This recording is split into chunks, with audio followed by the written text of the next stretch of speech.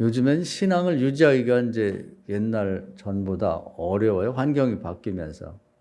그래서 얼마 전부터 제가 어떻게 경건한 생활을 좀 더 잘 유지할 수 있을까 하면서 한 가지 생활 습관을 바꾼 게 있습니다. 그건 뭐냐면 과거에는 제가 뭐 TV나든지 뭐 이런 걸 볼 때 꼭 이제 뉴스를 제일 많이 봤어요. 뉴스. 뭐 다른 것보다 뉴스를 꼭 챙겨서 봤는데 그래서 꼭 하루에 몇 가지는 본다.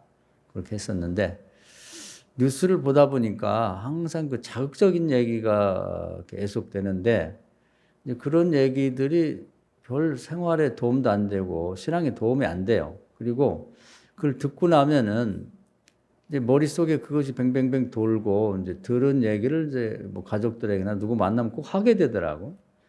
그래서 우리 머리 구조를 보면은 이렇게 이 앞에 해마라고 그래서 이제 그 바다에 떠 있는 말같이 생긴 조그만 거 있어요. 그렇게 생긴 게 있답니다, 이게. 그런데 이제 그게 최신의 정보가 가장 자극적인 게 여기에 딱 박혀가지고 그게 계속 우리 마음과 생각과 행동을 지배한다는 거죠. 근데 이게 이제 다른 정보가 들어올 때까지 그 지배를 하고 더 자극적인 게 뭐 불이 났다든지 뭐 어디 전쟁이 났다든지 뭐 이번에 뭐 아프간 사태 같은 게 있다든지 그러면 이제 그게 딱 들으면서 이제 여기 있던 걸 뒤로 싹 밀어가지고 기억 속으로 들어가고 그게 또 이제 내 생각을 지배하면서 그게 누가 대화할 때도 그 화제에 오르는 거죠, 제일 먼저. 뭐 아프가니스탄에서 뭐 391명 왔다며? 뭐 이런 식으로 이제 근데 그게 우리 신앙생활에는 큰 도움은 안 되거든요. 그래서 그것이 계속해서 내 머릿속을 지배하고 생각을 지배하고 또 혼미하게 만드는 거죠. 뭐그 사람들 어떤 사람일까? 뭐 진천에서 뭐 받아줘서 고마워가지고 뭐 혼줄이 아니라 돈줄을 내주자 그래갖고 뭐 거기에 농산물을 뭐 20배를 뭐 전 국민들이 구매해갖고 거기 뭐 고맙다는 표시를 했다는 뭐 이런 얘기들이 이제 자꾸 이제 떠오르게 되는데 뭐 일부 참 좋은 일 했구나 이런 건 되는데 이제 하나님에 대한 생각은 다 잊어먹게 돼요. 그래서 이게 큰 도움은 안 되는구나. 그래서 이제 뉴스를 안 보기로 결심하고 뉴스를 안 본 지가 꽤 됩니다. 특히 이제 코로나 사태와 관련해서 그렇게 되면서 코로나가 마치 이 교회 때문에 그렇게 된 것처럼 뭐 어떻게 일이 그렇게 뭐 여론이 막 돌아가면서 또 어느 교회에서 뭐 점심을 먹었다 무슨 몰래 집회를 하다 걸렸다 뭐 이래 돼가지고 뭐 벌금을 매기나 하다 보니까 막 속이 상하고 막 그것이 기도도 안 되고 막 이게 이 생각이 막 엉키는 것 같아요. 그래서 수제 안 보기로 결심하고 처음 안 보기가 어렵더라고 궁금해가지고. 이제 안 보기 시작하니까 괜찮아요. 그러면서 제가 생각한 건 뭐냐면 은혜로운 게 있을 거다 어딘가. 그래서 그거에 관심을 가지려고 노력을 합니다. 그래서 뭐 인터넷이나 아니면 뭐 무슨 자료나 이런 거 보면서 은혜로운 거. 근데 이제 과거의 것들은 뭐 예화집 같은 것도 보면 뭐 그 예화 사전이라고 해서 막 이렇게 10권, 20권씩 막 이렇게 있고 뭐 인터넷 치면 다 되는데 옛날 거예요, 다 옛날 거. 그러니까 뭐 우리나라 것도 아니고 뭐 유럽 어디, 미국 어디 가다 보니까 좀 식상하고 식은 밥 같은 느낌이 들어요. 그래서 아니 하나님 살아계시고 우리 교인들이 이렇게 지금 같은 하늘을 이고 같은 땅을 밟고 사는데 이렇게 많은데 지금이라고 해서 은혜로운 얘기가 없겠는가? 관심을 안 가서 그렇지. 그런 거거든요. 그래서 은혜로운 얘기를 이제 취재를 해야겠다. 귀를 기울이고. 근데 그게 굉장히 중요한 거예요. 우리가 이제 제가 그런 생각도 했어요. 이렇게 다니다 보면 막 오토바이 소리, 차 소리 막 계속 소음만 들리는데 이제 그걸 이렇게 걷어내고 이제 관심을 가지면 우리 동네에도 여기에도 새가 굉장히 많아요. 아침에 보면은 까치도 있고 까마귀도 있고 뭐 참새도 있고 뭐 어떤 때는 뻐꾸기도 울고 막 그 별소 새가 많거든요. 근데 그 소리를 관심을 안 가지니까 안 듣는 것, 못 듣는 거거든요. 또 새벽기도 오다 이렇게 보면은 풀벌레 소리가 굉장히 아름답고 많습니다. 시골에만 있는 게 아니라 귀뚜라미 가을이니까 귀뚜라미 소리하고 이렇게 잘 들어보면 막 그 여름에 소나기 오듯이 이렇게 많은 풀벌레가 막 소리가 있어요. 근데 굉장히 아름답죠. 그래서 우리가 관심을 어디에 갖냐가 중요한 거지, 나쁜 예만 있는 건 아니거든요. 그래서 이제 이 은혜를 유지하고 자기 경건한 생활을 하기 위해서는 제가 하는 방법을 여러분도 한번 사용해 보면 좋을 것 같아요. 그래서 저는 목사님들을 만나든 누구와 대화를 하든 무슨 TV를 보든 어떤 신문을 보든 어떤 은혜로운 게 뭐가 있을 거다. 그렇게 해서 이제 그런 얘기를 이제 이렇게 찾아내서 들으려고 노력을 합니다. 근데 그게 상당히 효과가 있는 것 같아요. 책 볼 때도 그런 부분이 섞여 있어요. 하나님이 참 곳곳에 이렇게 마치 보물찾기처럼 그것이 박혀 있는 것 같아요. 그래서 여러분도 이제 그렇게 해서 부족한 요즘에 은혜를 좀 채워 나가면 좋을 것 같아요. 그럼 누가 찾겠어요? 우리가 맛집 찾으러 다니듯이 육신은 먹을 만큼 먹는데도 이제 맛집 어디가 맛있대, 칼국수가 맛있다, 한번 거기 먹으러 가자, 어디는 뭐가 맛있다, 이런 얘기 많이 하는데 그런 거 찾는 데는 아주 이제 능숙해졌어요. 요즘에 인터넷 이 스마트폰을 하면은 그 동네 맛집을 다 찾아줘. 뭐가 맛있다. 근데 은혜를 찾기는 굉장히 어려워요. 은혜는 본인이 노력하지 않으면 찾기가 어렵거든. 그래서 이제 그걸 한번 시도해 보기 바라고요. 이제 교회에 대해서나 교인에서도 이제 자꾸 자극적이고 이제 보면 이제 그 자극적인 게 좋지 않은 얘기들이 이제 자꾸 듣게 되면 아까 그랬듯이 앞에 있으니까 입이 근질근질해서 누구를 만나면 그 얘기를 하고 싶거든. 근데 그게 백해무익하고 하나님이 좋아하지 않아요. 은혜로운 얘기를 그래도 딱 가지고 있어야지. 다윗 얘기 제가 지난번에 했는데 이번에 시편을 다시 공부하면서 다윗은 입속에 은혜를 물고 있었다는 거니까 굉장히 시적인 표현이잖아요. 그래서 누가 화제가 그렇게 대화가 되면 은혜가 쏙쏙 막 꿀처럼 나오는 거지. 자꾸 듣고 싶어. 또 없어요? 이런. 대부분이 그걸 안 하면 이 머릿속 앞에다가 간직하지 않고 입속에 머물러 있지 않으면 쓸데없는 소리 한단 말이야. 쓸데없는 소리. 듣기 싫은 소리. 그걸 노력을 해야지. 그냥 가만히 있어 나머지 나쁜 것들은 자꾸 이렇게 가만히 있어도 막 들어와요. 막 들어오는데 은혜는 이렇게 자기가 챙겨가지고 그걸 이렇게 취사 선택하고 갖고 있어야 돼. 유대인들이 그걸 잘하는 것 같아요. 유대인들은 금요일 저녁 항상 안식일 식사라고 다 모여갖고 모일 때 이렇게 각자가 가족이 은혜로운 얘기를 하나씩 갖고 와야 돼. 그리고 이번 주에 제가 무슨 책을 읽었는데요. 이 대목이 너무 은혜로웠습니다. 그 다음 너는 제 친구가 이렇게 했는데요. 친구 아빠가 어떻게 갖고 너무 은혜로웠습니다. 그래? 그 다음 너는? 그래서 할아버지부터 할머니, 아빠, 엄마, 삼촌, 애들, 손주까지 다 그걸 하는 거예요. 그러니까 모일 때 이제 그걸 은혜로운 걸 입에 물고 와, 하나씩. 어릴 때부터. 얼마나 좋아요? 제일 잘했으면 상도 주고, 너 오늘 얘기 중에는 네가 1등이야. 너무 은혜로웠어. 그러면 가족이 한번 모이고 나면 은혜로운 얘기가 10명이 있으면 10개가 머릿속에 있는 거지.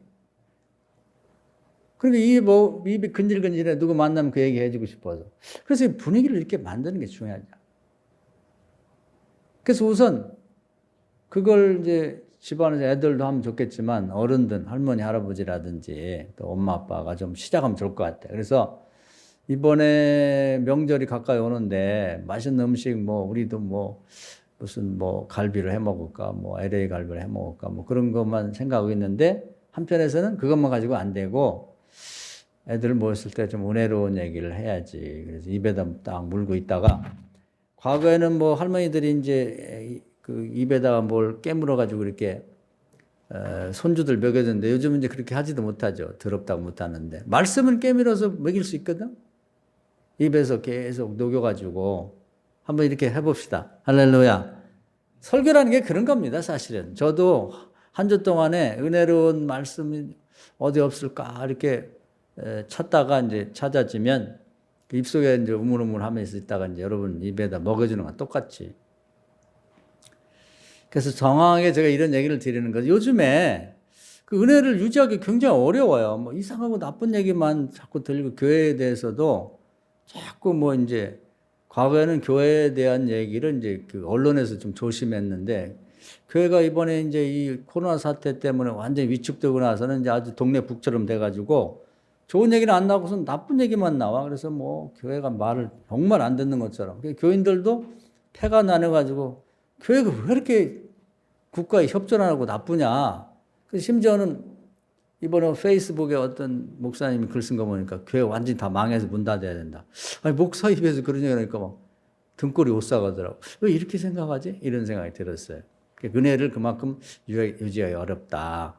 그래서 그건 결국 자신이 각자가 목사가 할 수 있는 건 뭐 주일날 예배 한 번밖에 안 드리니까 이 짧은 시간에 한 번, 일주일에 한 번 너무 부족해요. 사실은 초대교회에서는 하루에 3번 말씀을 먹고 3번 기도하라는 건데 일주일에 한 번 해가지고 또 그것도 뭐 이래저래 해서 빠지면 보름이야, 보름. 2번 빠지면 거의 한 달이에요. 우리가 이 육신은 하루에 3번 안 먹으면 죽는 걸로 아는데 영적인 것도 3번 먹어야 되거든요. 영혼도 건강하려면. 근데 보름에 한 번 먹어가지고 살겠어요? 영혼도 똑같아, 먹어야 돼. 그래서 제가 방법을 하나 가르쳐 드리는데 그건 저에게도 문제가 되고 저도 목사님들하고 대화 나누고 하면 좋은 얘기가 없고 나쁜 얘기가 저 영혼에 상처가 되고 도움이 안 돼. 결과적으로 봤을 때. 그래서 이제 우선 제 생활 속에서 제가 버릴 수 있는 것부터 버리자, 바꾸자. 그래서 이제 뉴스를 안 듣기 시작하는 것이 꽤 됩니다. 그랬더니 아주 편해요, 마음이. 그러면서 좀 맑아지면서 마치 이 풀벌레 소리가 들리고 새 소리가 들리듯이 좋은 소리를 좀 뭐 분간하면서 이렇게 수집하기 좀 좋은 것 같아. 그러니까 오늘은 이제 우리 이번에 임경호 사님 어머니께서 이제 소천하셨어요. 그래서 이제 장례식에 참여했다가 그 큰올케라는 분이 내가 잘 알지는 못해. 그냥 안면만 있는데 이제 장례식 화장장 하려고 갔는데 잠깐 얘기하는데 제가 아주 은혜를 많이 받아서 한번 소개를 해보려고 합니다. 그분이 이제 처녀 때 교회를 안 다녔다고 그랬는데 주변에 이제 교회 다니는 사람이 자꾸 많고 뭐 기도하고 있다고 그런 사람이 있어가지고 교회는 뭐 전혀 모르는 거지. 근데 어느 날 갑자기 교회가 가고 싶더래요. 그래가지고는 이제 이 동네 교회가 있나 그랬는데 교회가 있는 줄 몰랐는데 가까운 데 교회가 있더래요. 그것도 감리교회가. 그래서 이제 거기를 봐놨다가 이제 다음 일요일 날 가야지. 그리고 갔답니다. 갔는데 이제 거기 꽤 큰 교회라 이제 뭐 1부 예배, 2부 예배 이렇게 있었던 거야. 3부 예배 있었는데 하여튼 시간을 잘 몰라갖고 이제 1부 예배 같은 거예요. 그러니까 이제 갔는데 중간에 간 거예요. 그리고 앉았다 일어났다만 하다가 끝나서 그냥 나오는데 사람들 떼물려 나오는데 좀 아쉽더래. 내가 큰맘 먹고 왔는데 예배가 또 있다는데 처음부터 제대로 한번 드리고 싶다.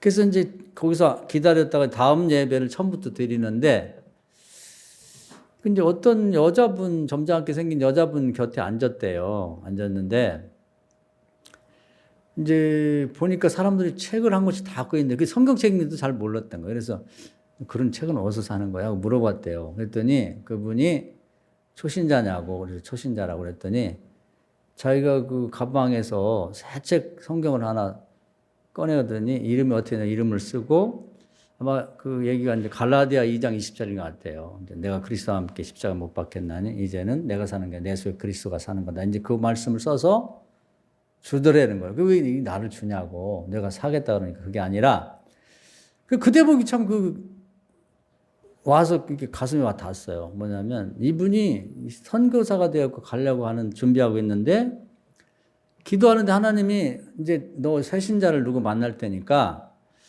새 성경책 하나 사갖고 댕겨라. 그리고 그 사람을 만나거든 줘라. 그렇게 했다는 거예요. 야, 그 하나님이 일하시는 거 보면 사람이 상상할 수 없어요. 그래서 내가 보니까 당신 만나려고 그런 것 같으니까 이게 당신 거라고 주더라는 거야. 그래서 너무 깜짝 놀라가지고 세상에 어떻게 이런 일이 있지 하고 그걸 딱 받는 순간에요. 거기서 제가 은혜를 받았어요. 하나님이 자기를 꼭 안아주는 느낌이 있더라는 거예요. 할렐루야. 야, 그래가지고 그때 마음문이 확 열렸는데 그 예배를 드렸는데 너무 좋더래요. 그러고서 이제 그다음부터 교회가 그렇게 오고 싶더래. 그래서 교회에서 뭐 전도한다면 같이 가고 봉사한다면 같이 가고 그렇게 그때부터 신앙생활 열심히 했답니다. 그 지금 어떻게 되냐면은 그 이구 동성으로 그 교회 지금 뭐 장로교회를 남편하고 다닌다는데 여자 장로감이라 그런다 그래. 그만큼 신앙생활 잘한다는 거지. 자기 남편 그러니까 우리 말하면 이제 임경 원사님 큰 남동생도 우리 아내는 장로감이라고 이렇게 얘기를 하고 다닌다 그러는데 이제 장로교회는 좀 아쉽게도 여자 장로를 세우질 않아요. 그래서 보니까 얼굴이 그렇게 그 얘기를 듣고 봐서 그런지 아주 은혜가 이제 은혜가 이렇게 담뿍 담겨 있더라고. 말할 때도 보니까 아주 그냥 이렇게 전도도 잘하겠고 하여튼 뭐 교회에서 봉사하나 뭐든 그렇게 잘하나 봐요. 그래서 이게 제가 뭘 깨달았냐면 누군가가 이제 꾸준히 기도를 많이 하니까 뭔가 그 때가 딱 되니까 하나님이 사람이 상상할 수 없는 방법을 통해서 이렇게 구원하시는구나. 그걸 깨달은 거예요. 그래서 저도 이제 교회를 다니는 낙심했거나 우리 가족 중에다 예수 안 믿는 사람이 있을 때 기도하다 보면 지쳐요. 뭐 어떤 계기가 돼서 뭐 얘기를 해봐야 뭐 이렇게 전혀 먹혀들지 않는 것 같은 벽창호, 이 벽에다가 창을 던지는 것처럼 전혀 먹혀들지 않을 때 낙심이 되고 뭐 이렇게 기도를 한다고 무슨 큰 효과가 있을까 이런 생각이 가끔 들 때가 있어요. 근데 그 얘기를 이번에 그 간증을 들으면서 이게 아니구나. 꼭 내가 전도하고 내가 만나서 이렇게 한다고 그 방법만 있는 게 하나님은 전능하시기 때문에 상상할 수 없는 가장 효과적인 방법을 통해서 이렇게 사람을 구원하는구나. 그걸 깨달은 거예요. 할렐루야. 그래서 제가 다시 이제 기도를 시작을 했어요. 그래서 과거에는 한번 말씀드린 것처럼 우리 교회 다니다 떠난 사람, 뭐 딴 데 가서 뭐 신앙생활 잘하는 사람, 뭐 하여튼 정 때문에 잊지 못하고 계속 그런 사람들 이렇게 기도하다 보니까 시간이 부족해요. 그냥 메뚜기 뛰듯이 그냥 이름 기도 뭐 대충 기도 제목 아니까 그렇게 했는데 이제 그걸 싹 이렇게 걷어냈어요. 딴 교회 가서 담임 목사님도 계시고 또 뭐 가족도 있으니까 자기 기도 자기 하면 되지. 내가 굳이 내가 기도하는 것도 모르는 사람들한테 뭐 기도할 필요가 있겠나. 그리고 특히 이제 목사님들이나 사모님들 저한테 기도 부탁하는 경우가 많은데 한 번 딱 하고 안 합니다. 왜냐하면 목사님들 자기 기도 자기가 해야지. 사모들도 마찬가지고. 그래서 이제 주로 이제 우리 교인들 기도에 집중하고 시간을 더 들여서 그리고 이제 교회를 지금 안 나오고 있는데 딴 교회 안 다니고 있는 그냥 동떨어져 있는 사람은 제 기도가 필요하니까 그 기도하고 그렇게 해서 이제 기도하는 사람을 이제 구분을 딱 했어요. 그래서 기도의 대상을 확 줄이고 나니까 더 진지하게 더 많이 기도하게 되는데 이분의 얘기를 들으면서 이제 때는 하나님 정한다. 그러니까 낙심할 필요가 없다. 방법도 하나님 정할 것이다. 그래서 이사야 55장을 제가 좋아해서 많이 소개하는데 하나님 생각은 사람 생각과 다르고 하나님의 방식, 방법, 길은 사람의 길보다 좀 다르다, 높다. 그래서 그 얘기를 듣고 이렇게 하시는구나. 낙심할 이유가 없는 거예요. 계속해서 기도해야 되는 거예요. 기도.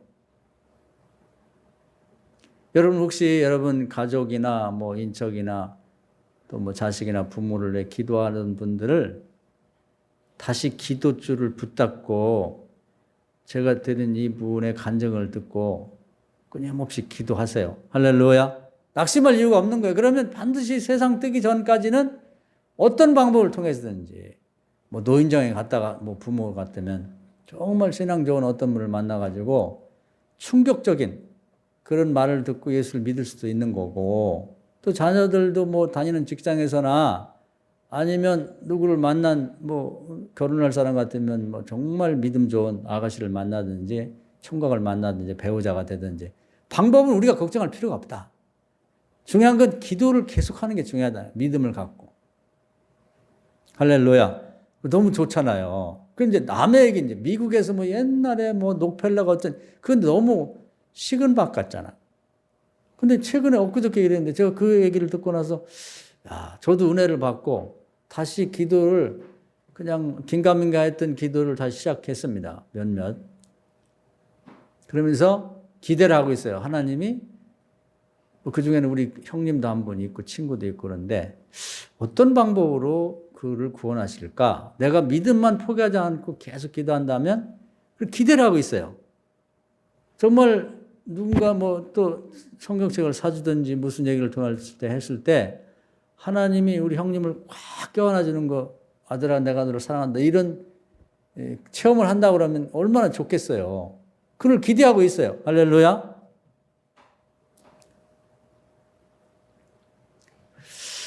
하나님을 믿읍시다. 오늘 이제 전도서를 읽었는데 만사는 때가 있는데 하나님이 그 시작과 끝을 이제 사람이 가르쳐 주지 않는다고 돼 있어요. 이 대목이 이제 제가 하고 싶은 얘기가 담겨 있어요. 11절 한번 읽어볼까요? 하나님이 시작.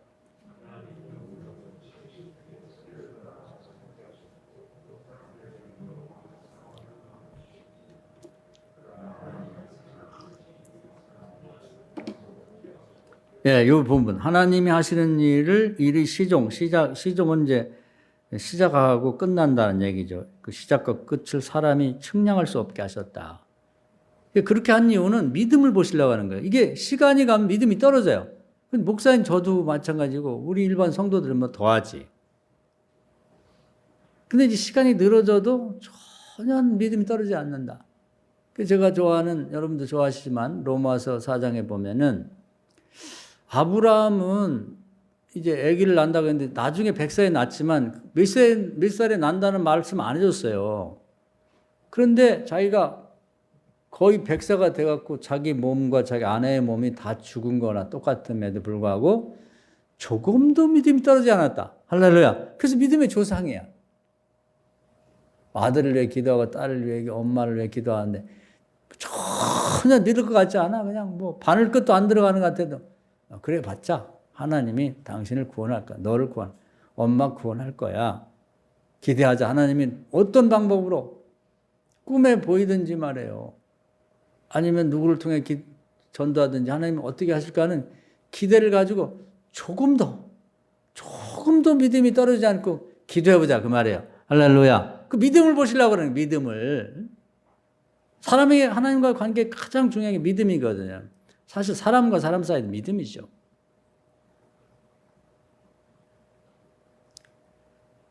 그래서 하나님이 그를 의로 여겼다는 거예요. 그래서 믿음의 조상이 된 거예요. 우리 보고 아브라함처럼 되라는 거지. 눈에 보이는 현상 말고. 하나님께는 방법이 있어요. 우리는 없어도. 믿으시길 축원합니다. 하나님이 너무 멋있잖아요. 놀랍잖아. 그래서 여러분들 그런 기대를 한번 가지면 좋을 것 같아요. 여러분이 전도하고 싶고 아직도 믿던 낙심한 자식이나 뭐 손주나 뭐 많잖아요. 주변에 요즘에 더 많아. 교회 다니다가 그만둔 사람이 많은데 정말 놀라운 방법으로 이렇게 그들이 전도가 되고 그들도 하나님이 한번 꼭 안아주면 이 안아준다는 것이 굉장히 사람이 안아줘도 감동이 되거든요. 따뜻한 마음 갖고 한번 안아주면. 근데 하나님이 꼭 안아주시고 귓속말 하듯이 사랑은 내 딸아 내가 너를 기다렸다. 왜 인자 왔니? 그런 말씀 한번 해준다면 사람이 확 변하죠. 완전히 거듭나는 거예요. 새 사람 되는 거죠. 여자든 남자든 장로가 될 만큼 존경받는 장로가 될 만한 사람으로 탈바꿈할 수 있다 이 말이에요. 할렐루야. 기도하고 볼 일이죠. 때와 기한은 하나님께 맡기자 이 말이에요. 언젠지는 몰라요. 마태복음 24장에 보면은 사람들이 세상의 종말이 언제 올까요? 그러니까 예수님이 때와 기한은 나도 몰라. 하나님만 아셔. 사장 1장에도 보면은 예수님 하늘 갔다 언제 다시 오세요? 그러니까 그건 하나님만 아신다. 나도 모른다. 이렇게 말했거든요. 때와 기한을 알려고 하지 말고 반드시 오는데 그때까지 내 믿음을 어떻게 유지할 건가만 생각하고 어떻게 기도를 계속해서 그치지 않고 할 건가를 생각해 보자 그 말이에요. 그러면 생각지 않은 때에 응답이 오고 내가 상상할 수 없는 방법으로 하나님 응답을 주신다는 겁니다. 할렐루야. 성경에 이제 예를 들어보면 뭐 우리 늘 알고 있는 얘기지만 다윗이 그 어릴 때 네가 앞으로 왕 될 거라는 약속은 받아놨어요. 어느 날 사무엘 선지자가 기름 갖고 와갖고 다윗 형제들 다 모아놓고 마지막 막내인 다윗에게 기름을 부어놨는데, 야, 도대체 언제 왕이 될지 몰라. 그냥 기름만 부었지. 약속만 해놓은 거지. 그때 사람이 그냥 아주 간이 녹는 거예요. 세월은 가는데 왜 왕이 안 되지? 지금 마찬가지. 기도는 하고 있는데 왜 전도가 안 되지? 왜 우리 엄마가 교회 안 나오지? 우리 아들이 왜 변화가 안 되지? 뭐 그런 거죠. 똑같아. 그래서 다윗이 시편을 읽어보면 언제이니까 하나님 언제예요? 도대체 언제 될 거예요? 이런 말을 많이 합니다. 사람인지라 그런 거지. 이 기다리는 게 사람이 아주 그냥 견딜 수가 없는 거죠. 그래서 이제 그 과정을 보면 뭐 여러 가지 얘기가 나와요. 뭐 골리앗과 싸워가지고 뭐 이겨가지고 왕의 사이가 되고 언제 되는가 싶었는데 세상에 또 자기 장인 사울왕이 다윗을 죽이려고 하고 자기 아내인 공주를 빼앗아 다른 남자에 시집 보냈다. 있을 수 없는 일이 발생한 거예요. 아니 내가 왕 된다고 기름까지 부어놨는데 왕은 언제 되냐고. 왕이 되기는커녕 이게 무슨 불행한 일이 이렇게 발생하냐고. 속상하죠. 그래가지고 이제 도망가게 됐는데 또 이제 다윗과 친한 사람 가족들을 다 죽인다고 쫓아다니니까 그 사람들이 다윗 혼자 살기도 힘들고 도망가기도 힘든데 막 계속 찾아오는 거예요. 찾아와. 죽을 지경이에요. 그 나중에 뭐 하나둘 모이다 보니까 600명이 쫓아다니는 거예요. 이리 가면 이리 쫓아오고. 아유, 죽을 지경이에요. 나도 죽겠는데 혼자 다니기도. 그러나 다 이제 다윗이 깨달은 게 나중에 한 고백이지만 그 양반이 이런 얘기를 했어요. 한번 따라합시다. 고난이 내게 유익하다. 그러면서 이제 견딘 거지, 견뎌. 그러니까 이제 어려울 때요. 여러분들 그런 성경 기절을 근거해서 하나 문구를 만들고 되뇌면 도움이 돼. 이 아브라함은 무슨 말을 갖고 견뎠냐면은 로마서 4장에 보면은 약속하신 분이 하나님이니까 또 그 하나님이 전능하신 분이니까 이룰 거다. 그걸 이제 간단히 말해서 약속하신 이가 또한 이룰 거다. 한번 따라합시다. 약속하신 이가 또한 이루실 것이다. 근데 그 고백에는 이제 약속한 분이 전능한 하나님이니까 내 몸이 죽었으면 죽은 나사로 살리듯이 아내와 나의 몸을 살리면 될 거 아니야. 회춘. 또 전능하신 하나님이니까 약속하신 분이 나를 또 그게 되게 할 거라는 그 얘기를 갖고 계속해서 자기를 안정시키고 자기 믿음을 유지한 거예요. 다윗은 뭐냐면 고난이 있을 때마다 항상 이 말을 갖고 이긴 거야. 고난이 내게 유익하면 될 거다. 한번 따라합시다. 고난이 내가 유익이라. 사실 축복이 위험한 거예요. 고난이 유익한 거지. 그 고난이 유익해. 다 고난의 뜻이 있다. 고난이 내게 유익하다 그러면서 계속 믿음을 유지한 거지. 그래서 이제 도망다닌 게 뭐 정확한 기록은 없어서 계산이 다 달라요. 어떤 사람이 20년이라고, 어떤 13년이라고, 어떤 사람은 10년인데 그냥 13년이라고 쳤을 때 예를 들어 30살에 도망다니기 시작해서는 43살까지 도망다니는 거예요. 혼자도 아니고. 그래 도망다닐 때 너무너무 고통스러웠죠. 도대체 때가 언제이니까 하는데. 그런데 이제 나중에 자구에쯤보다 블레셋까지 도망갔는데 하나님이 때가 딱 되니까 블레셋이 다윗 없는 이 이스라엘을 쳐가지고 사울과 그 아들 왕자들을 싹 죽였어요. 그러니까 다윗은 망명지인 블레셋에 지금 거지 때처럼 600명 데리고 겨우 살고 있는데 길보아라는 전투에서 사울왕이 저녁 때 죽었거든요. 블레셋 이기고. 그 다음날 연락이 온 거예요. 빨리 와서 왕 되라고. 그래 때가 되면요. 하나님은 언제인지는 모르지만 때가 되면 순식간에 응답을 주신다고. 순식간에. 그때까지 믿음을 유지하고 다윗은 그리고 지나가 보니까 다윗이 뭐 시골 촌부의 자식으로 태어나서 정치고 뭐고 아무것도 몰라. 사람을 다룰 줄도 모르고 양떼나 다루지. 그런데 이제 600명 데리고 다니면서 고생을 무지무지하게 했는데 다니면서 백성들이 어떻게 사는지 그걸 다 봤고 어려움도 다 경험했고 또 600명 데려다면 이제 말하자면 정치를 한 거예요, 정치. 그러면서 그 망명 정부가 돼갖고 이제 훌륭한 정치인이 이미 돼버린 거예요. 600명을 잘 하다 보니까 그 6,000명도 잘하고 6만 명도 다 잘하는 거지. 그리고 그때 같이 고생한 사람들이 기도 부대가 되고 뭐 그때 서로 이렇게 서로 상의도 많이 하고 하다 보니까 믿음이 그 고난 받는 동안 자기도 같이 잘한 거지. 그 고난이 아주 고스란히 그 13년 고생이 유익이 된 거예요. 그래서 고난이 유익하다는 말을 그렇게 고백을 하는 거지.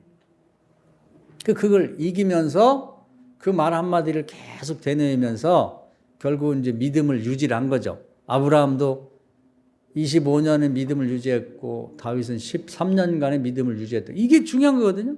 믿음이 유지가 안 되면, 그래서 제가 생각하기는 그 때를 하나님이 우리가 알 수는 없지만 하나님 판단은 온전한 믿음에 이를 때를 기다리지 않나 이렇게 보입니다. 그러니까 그 가나온 잔치를 많이 얘기를 하는데 6 항아리에 물을 9가지 채우라고 그럴 때 9가지 딱 차니까 하나님이 딱 개입을 하시거든요. 그 물을 포도로 싹 바꾸거든. 그 중요한 건 믿음인데 시작은 다 좋아요. 그래서 작심삼일이라는 말이 있어. 뭐 기도도 뭐 처음에는 요란하게 뭐 한다고 하고 뭐 가족들이 다 한다. 뭐 문자를 보내서 그건 시지부지 일주일이 못 넘어가. 요즘 어떻게 하냐? 아, 바빠가지고요. 아빠 다음에 합시다. 엄마 다음에 하지. 믿음이 온데간데가 없어. 뭔가 믿음이 온전해야 네 믿음대로 되라고 복을 주시는데, 응답을 주시는데 믿음이 다 흩어져 버렸는데, 모래성처럼 어디다가 주죠? 믿음이 그릇인데 결국 승부는 응답을 받냐 못 받냐는 믿음에 달린 것 같아요. 믿음에. 그것은 본인이 믿음이 필요하고, 안 믿는 사람 같은 경우는 이제 누군가 중보기도 하는 사람 믿음, 끊임없는 믿음이, 그래서 믿음이 어떤 그릇에 딱 찼을 때 그때 이제 하나님이 딱 개입하는 거죠. 그 뭐든지 다 그래요. 하나의 더 예를 들면은 그 뭐 이제 신약에서, 구약에 제일 훌륭한 사람은 이제 다윗이고 신약에 제일 훌륭한 사람은 바울입니다. 바울. 뭐 전체를 통틀어보면 예수님이지만 예수님은 우리가 닮기 참 어렵고 수준이 높은 분이라서 감히 이제 예수님과 같다고 하기는 상당히 어렵고, 바울 같은 사람, 이 양반은 이제 이방인을 선교하기 위해서 이제 이 복음을 준비한다. 복음을. 그래서 자기 고향 다소에 내려가서 약 12년 6개월, 거의 다윗하고 비슷해요. 그때는 정말 예수님이 직접 다메섹성에서 만나셔갖고 내가 앞으로 이방인의 선교사가 될 거다 이렇게 얘기했거든요. 어릴 때 다윗에게 기름 부은 거랑 똑같아. 이방인 선교사가 됐다는데 사람들이 안 알아주는 거야. 니까 너희 무슨 이방인 선교사야. 네가 뭐 예수님 사도라고 하면 적어도 예수님 살았을 때 얼굴을 보든지 설교를 한번 듣든지 안수기를 받든지 뭘 했어야 하는데, 예수님 핍박하고 다니고 스데반 집사나 죽이고 또 예수 믿는 사람 잡으러 다닌 녀석이 어느 날 갑자기 네가 뭘 헛것봤겠지? 그래서 안 알아주는 거야. 아니, 내가 예수님 만났다고, 부활하신 예수님. 같이 간 사람들이 있어, 깡패들. 불러서 물어봤어. 아니, 그 사울이라는 자가 예수님 만났다는데 봤어? 못 봤는데? 나는 빛만, 밝은 빛, 대낮 정오의 빛보다 더 밝은 빛만 보고 번쩍하는 것 같이 이렇게 밝은 빛. 그리고 막 천둥 소리만 들었어. 그러니까 더 안 믿는 거예요, 사람들이. 아니, 같이 걸어갔는데 바울은 봤다 그러고 나머지는, 그 성경에 나와요. 다음에 이 사도행전 9장에 보면 나머지 사람들은 대낮보다 더 밝은 빛을 받고 천둥 소리만 들어갖고 다들 무서워서 엎드렸다는 얘기가 나오는데, 그 천둥 소리 속에 예수님 음성을 듣고 또 밝은 빛 속에서 예수님의 형상을 본 건 다 이 바울밖에 없거든. 근데 그게 마찬가지예요. 그 엘리야가 이 구름 타고 회오리 바람 타고 올라갈 때도 제자들은 멀리서 회오리 바람밖에 못 봤다고. 근데 거기서 불병거가 이렇게 불타는 것 같은 말하고 마차가 내려와갖고 엘리야를 태워서 올라가는 거 가까이서 본 엘리사밖에 못 봤거든요. 그 사람들이 뭐 제자들부터, 아유 선생님, 아니 어떻게 사람이 불병거를 타고 올라가요? 헛것 보신 거지. 아니 진짜야. 에이, 아니에요. 그렇게 하지 말고 시체를 찾아갑시다. 그래서 애들이 가지 말라는 대로 시체 찾으러 다니다 그냥 왔지. 나중에는 이 읍내에 가니까 애들이, 깡패들이 와갖고 막, 그때 대머리였나 봐요. 그래갖고 비난하면서, 어이, 대머리, 선지자, 니네 선생이 뭐 회오리 바람 타고 올라갔다며. 너도 올라가 봐. 그렇게 조롱하고 다녔다니까. 그래가지고 진짜 내가 하나님 살아계신 보고 싶냐 그래갖고 기도해갖고 이제 곰 2마리가 와서 다 찢어 주겠다는 40명을. 40명이 졸졸 쫓아다니면서 비난한 거죠. 다윗이 그 꼴이에요. 유대인들은 저게 미쳤나. 유대인 앞장서 가지고 예수 믿는 사람 잡으러 다니더니 갑자기 예수 믿으라고 오지. 또 예수 믿는 사람 볼 때는 먼저는 예수 믿는 사람을 핍박하고 죽이더니 지금 뭐 지가 뭐 예수님을 만났느니 뭐 이방의 선지자니 뭐 사도니 이러는데 웃기는 녀석이라고. 그렇잖아요. 그렇게 꼭 됐어. 믿음 유지하기 굉장히 어려운 거예요. 왜냐면 같이 가던 깡패들도 못 들었다는데, 못 봤다는데, 그 남들이 미쳤다고 하지. 그런 상황에서 믿음 유지하기 굉장히 어려운 거예요. 그 정도 되면 내가 그때 헛것 봤나? 내가 잘못 들었나? 이렇게 될 수가 있거든. 그렇지만 자기가 그래서 아마 이제 자기가 예수님 계실 때는 못 쫓아다녔으니까 아라비아 사막으로 3년을 들어가서 식음을 전폐하고 기도합니다. 그래서 주님과 교통하면서 그때 이제 경건 생활을 하죠. 그리고 돌아왔는데도 아무도 안 알아줘. 고난의 기간이지. 다윗처럼. 그렇지만 이방인의 사도가 되기 위해서는 이방인도 연구하고 그리고 또 복음도 이방인들이 듣기 좋게 잘 만들고 그걸 이제 작성하고. 그래서 이제 그게 그때 이제 큰 틀이 완성된 게 이제 로마서입니다. 로마서. 하나님 보실 때 금방 되는 게 아니거든요. 구약성경도 열심히 읽고 또 예수님 못 봤지만 예수님의 설교 듣고 뭐 하신 일에 대한 성문서라고 뭐 다양한 자료들이 있는데 그걸 다 수집해 가지고 대조해 가면서 읽고 이렇게 해가지고 이제 그걸 숙지해서 어느 정도 하나님 볼 때 됐다 싶으니까 그게 오늘 밤에까지도 기척도 없는 거예요. 뭐 언제일지 모르겠습니다. 다윗처럼 언제이니까 주님 만난 지가 언젠데 이렇게 아무런 기척도 없고 유대인은 미워하고 또 무슨 기독교인들은 싫어하고 도대체 어떻게 하냐고. 그리고 또 멀리 떨어져 있어요. 이 소아시아 길레가 다수라는 건 예루살렘은 또 완전히 다른 나라거든요. 소아시아니까. 기가 막히지. 믿음 여행이 굉장히 어려운 거예요. 아브라함도 힘들었지만 다윗도 힘들었죠. 사울도 바울도 믿음 유지하기 굉장히 어렵잖아요. 상황이 그렇잖아요. 그렇지만 계속해서 기도하면서 이제 하나님의 때를 기다렸단 말이에요. 어제 밤까지 아무 기척이 없는 새벽에 아침에 누가 찾아왔어. 보니까 하나님이 사람을 보낸 거예요. 안디옥이라는 곳에 큰 교회가 개척이 돼서 부흥됐는데 바나바라는 사람이 혼자 감당하기 어려우니까 이제 부목사 겸 동영 목사로 같이 하자고 사람을 보내서 같이 가자니까 야, 꿈 같죠. 조금 전까지 몰랐는데 금방 그 교회 같은 담임 목사가 된 거예요. 요즘에도 뭐 신학을 하는 사람 깊이들 하고 뭐 목회자리가 없다 그러는데 사실 준비가 안 돼서 그래요. 준비만 되면 하나님이 찾으러 다니죠. 하나님 제일 찾고 다니는 게 이제 인재를 찾고 다니는데 어딘가 저 구석쟁이 강원도 산골에 있다 할지라도 바울처럼 준비만 되면 하나님 놓치겠어요? 찾으러 오시지. 응? 그때는 하나님 정하니까 도적처럼 온다 그래요. 도적처럼 전혀 생각지 않은 때에 딱 찾아온단 말이에요. 중요한 건 아브라함도 그랬고 또 이 다윗도 그랬고 이 바울도 그랬고 그 믿음을 하나님이 이 말씀이죠. 그러나 하나님이 하시는 일의 시종을 사람으로 측량할 수 없게 하셨다. 왜? 믿음을 보시려고. 시간이 지남에도 불구하고 믿음이 조금도 약해지지 않은 이게 중요한 거예요. 어떻게 그 믿음을 유지하고 있을 건가? 생각과 말과 행동에 있어서. 그럴 때 이제 중요한 건 그래, 고난이 나에게 유익이다. 고난에도 다 뜻이 있어. 이런 말씀을 가지고 계속 자기를 위로하고 다른 사람이 또 뭐, 왕 된다더니 무슨 왕인데 기름을 괜히 부은 거 아니야? 잘못한 거 아니야? 다 고난의 뜻이 있는 거야. 그러면서 그걸 유지해 가는 게 중요하다. 약속하신 분이 또한 이루실 것이다. 그 중요한 거예요.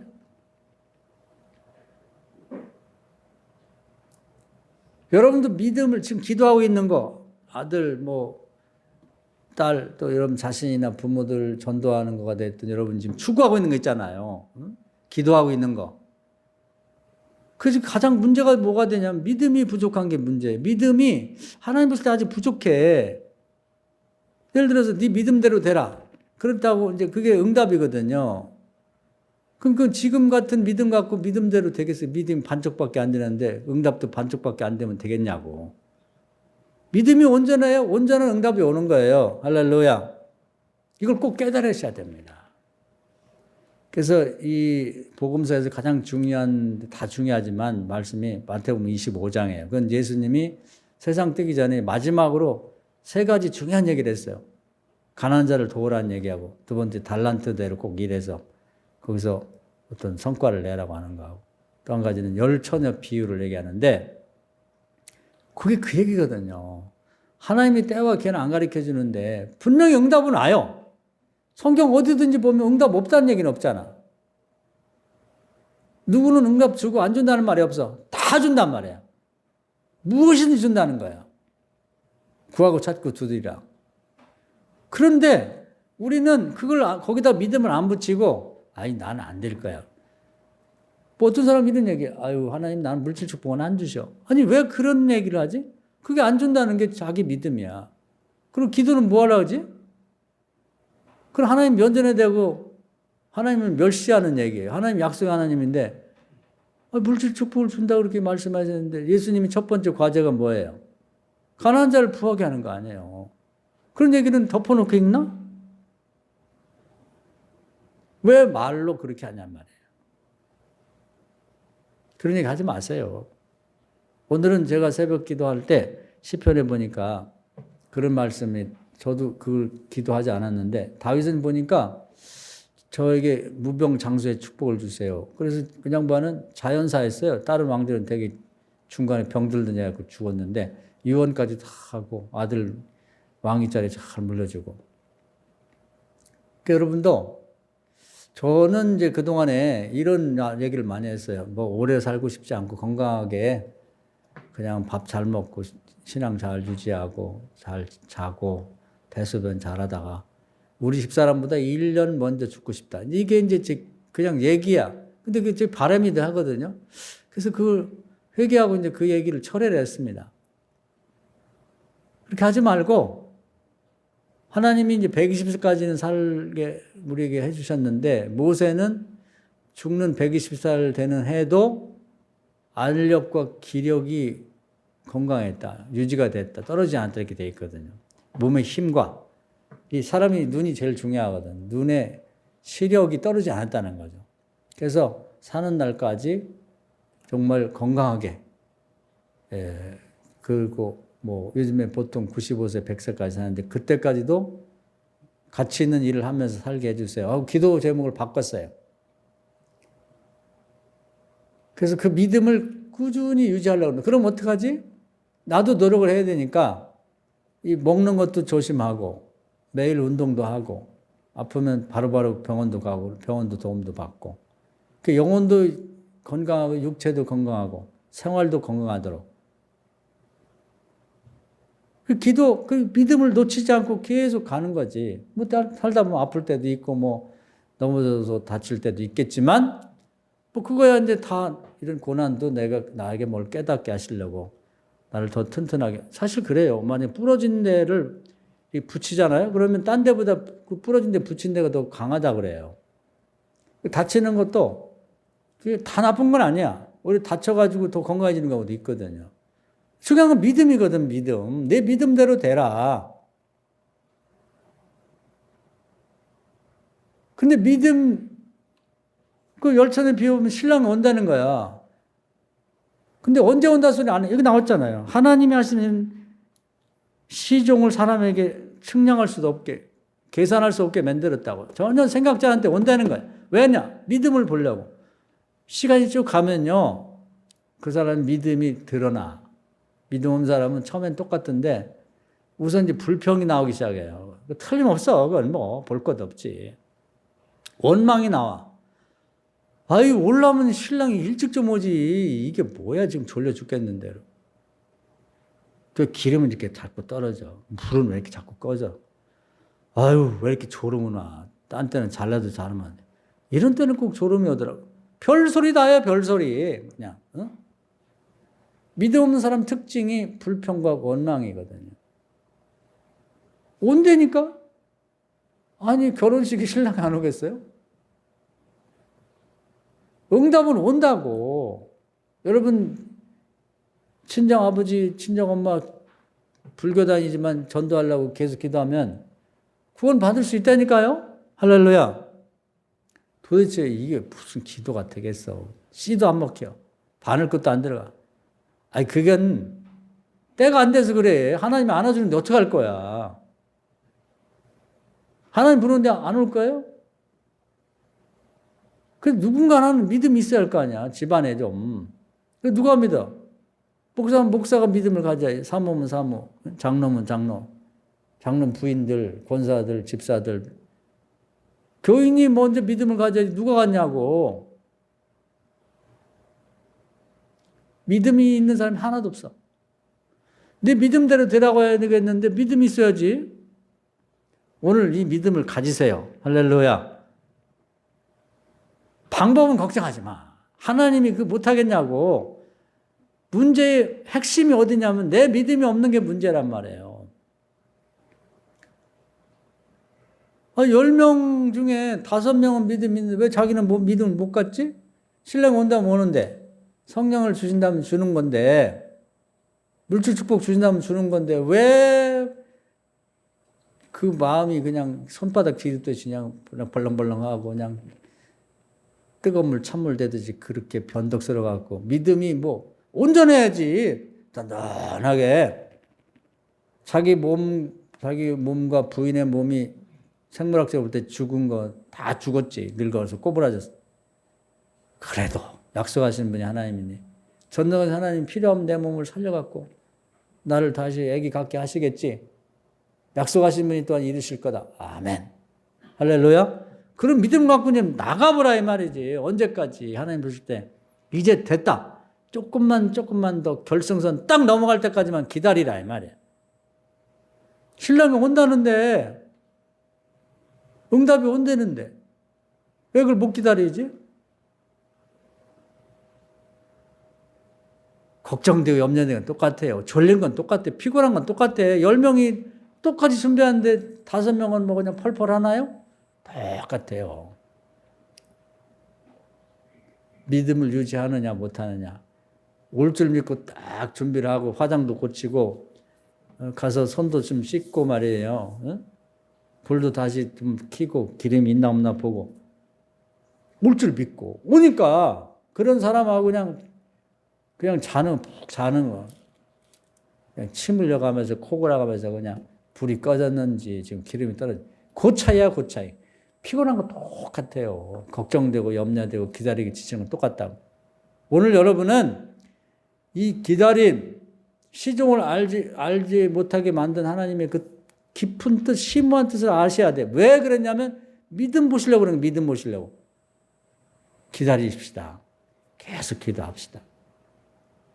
요즘에 날씨 좋잖아. 이게 선선하니. 기도하기 얼마나 좋아요. 응? 그동안은 핑계거리가 있어요. 더워 죽겠다. 뭐 낮에도 덥고 저녁에는 열대하고 막. 하나님 다 아세요. 그렇다는 건 어떻게 해요? 바뀌었는데? 무슨 핑계거리를 또 댈 거지?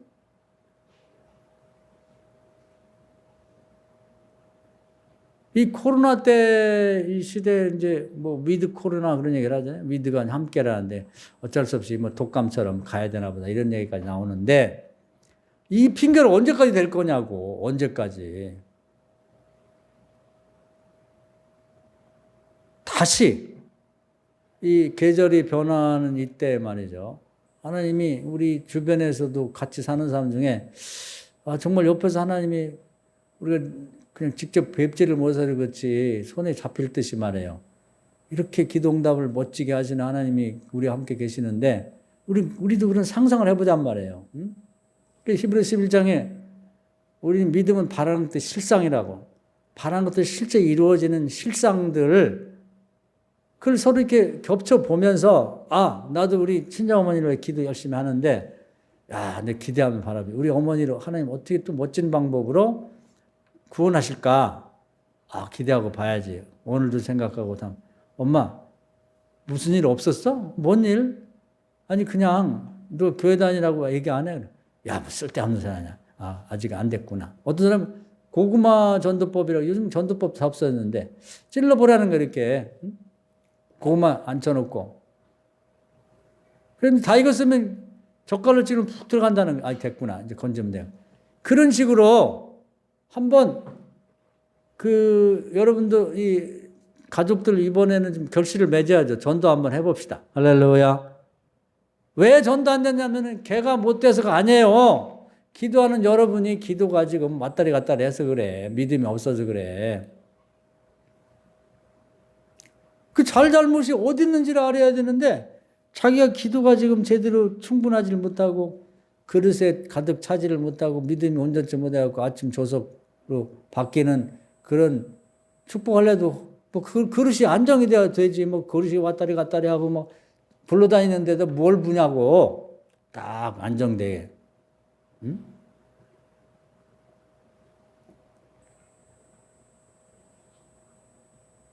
열처녀 비유 중에 전혀 믿음이 흩어지지 않는 아브라함처럼, 다윗처럼, 그리고 또 바울처럼 열처녀 중에 슬기로운 다윗처럼 합시다. 할렐루야. 믿음을 잃지 않고 예수님이 곳곳에 그런 안타까움 때문에 얘기를 하셨단 말이에요. 응? 불의한 재판관하고 겨루고 싸우고 있는 그 여자 같은 경우는 힘이 없는데 반드시 내가 재판해달라고 하고 이고 말 거다. 아침 전으로 가서 그 집 앞에서 재판관님, 난 돈도 없고 가난한 혼자 된 여자인데 나를 불쌍하고 억울한 일이 있으니까 재판 좀 해주세요. 나는 뭐 뇌물 줄 돈도 없고 좀 뭐 재판은 비용도 될 수가 없습니다. 살려주세요. 살려주세요. 전혀 그만둘 생각이 없는 거야. 지금도요, 억울한 일하고 청와대 앞에 가 혼자라도 피켓 들고 끌어내면 내일 또 가, 내일 모레 또 가요. 비가 오나 눈이 오나 가 서 있으면 대통령이 만나줍니다. 안 할 수가 없는 거야. 그 정도 각오라고 하나님 앞에 시위를 해보세요. 하나님이 자비로우셔갖고 오래 못 참아. 알았어, 그래, 알았어. 쟤 좀 만나봐. 제가 왜 저러냐, 저.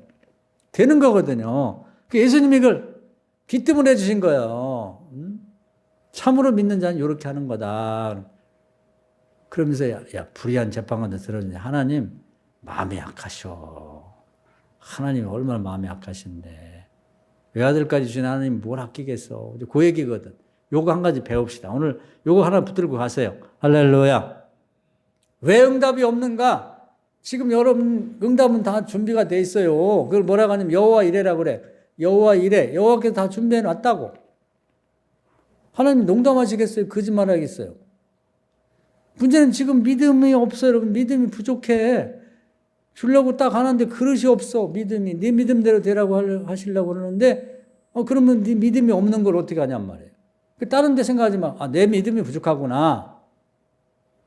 그 기도하는 거 보면 알아요. 준비하는 거 보면 알아. 우리가 봐도 아는데 하나님 모르겠어요? 우선 다른 여러 가지를 뭐 얘기를 하면 여러분이 복잡하니까 여러분 가족 중에 그 안 나온 사람 있잖아. 기도하다 마른 사람. 저는 씨가 안 먹히는 사람 있잖아요. 자식도 있고 손주도 있고 아들, 며느리, 뭐 친정 부모, 또 시집 식구들 뭐 다 있잖아요. 포기했죠. 다시 기도 제목 잡으세요. 할렐루야. 그 기대를 하자고 어떤 멋진 방법으로 정말 하나님이 구원하실지 그리고 다 기도하고 있다가 찔러봐. 계속 찔러. 믿음으로 찔러보고 그리고 정말 하나님이 우리가 상상할 수 없는 희한한 방법으로 그걸 기적이라고 이적 표적이라고 할렐루야. 그냥 그 사는 자리마다 사람마다 나팔을 불러요. 그렇게 내가 기도했더니 하나님이 세상에 이렇게 멋진 방법으로 우리 시어머니, 친정엄마, 친정 식구들 이렇게 구원하시더라고. 하나님 정말 멋있으신 분이야. 정말 하나님 매력 있는 분이야. 자랑도 매력을 느껴야 하는 거지. 하나님에 대해서 알지도 못하고 뭐 매력을 못 느끼는데 뭘 자랑을 하고 믿으라고 그래. 안 되는 거지.